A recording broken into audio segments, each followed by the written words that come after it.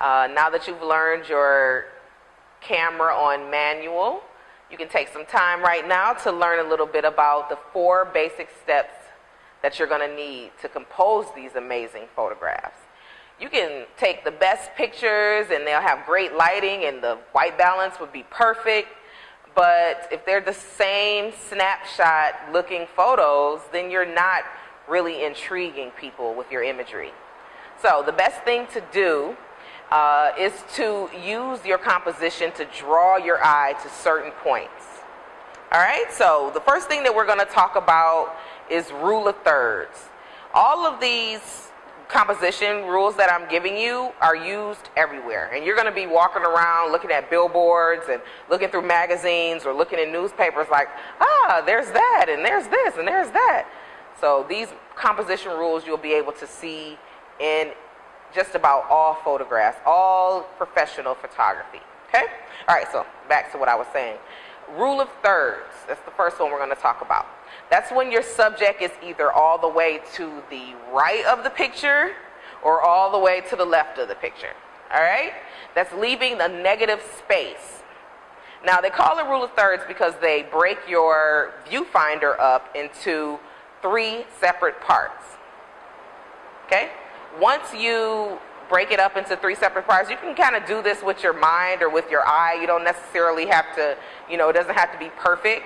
But the simple way to do a rule of thirds is to have your subject either all the way to the left of your viewfinder or all the way to the right of your viewfinder, leaving a negative space so that you can, use that to draw the eye to your subject, or you might want to use it for graphic or text, which is what they do in commercial photography. They use rule of thirds a lot so that they can add graphics and text on the side explaining whatever the product is. So you'll be able to see a lot of rule of thirds in advertising.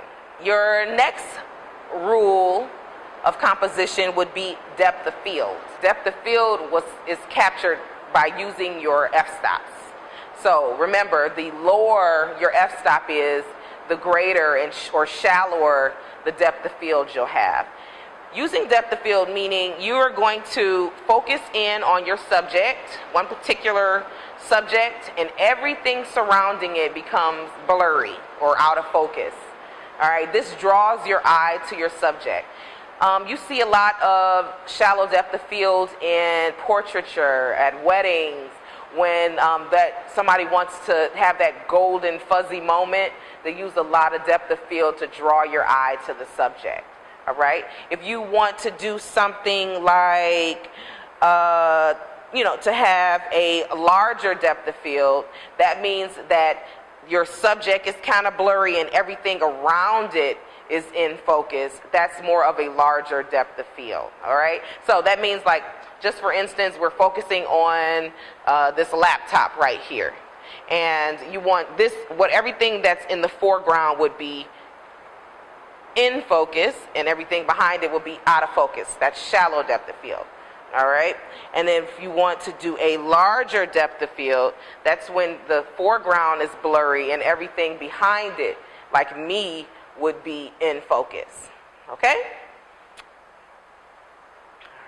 All right. Our next composition would be lines.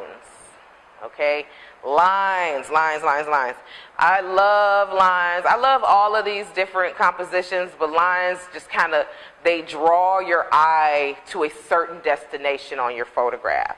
So you can take a picture of a winding road or a tree-lined street, or or just the light poles down a block, or the lines in the street. Just all of these various different things draw your eye to a certain point. It's almost like making a photograph a map, and you're finding a treasure at the end. Okay?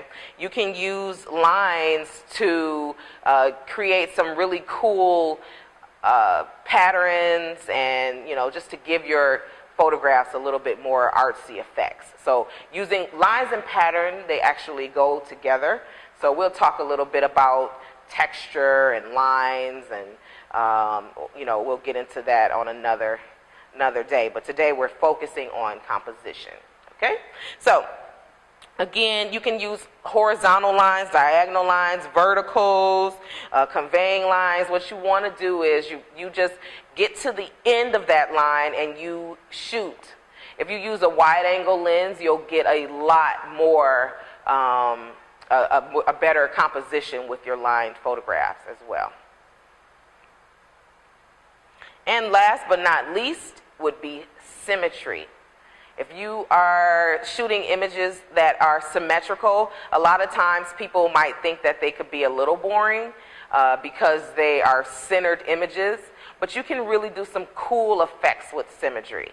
That means your subject is centered and the same amount of information is on both sides. You know, in mathematical terms, those sides have to be exact. But in photography, it only means that the subject,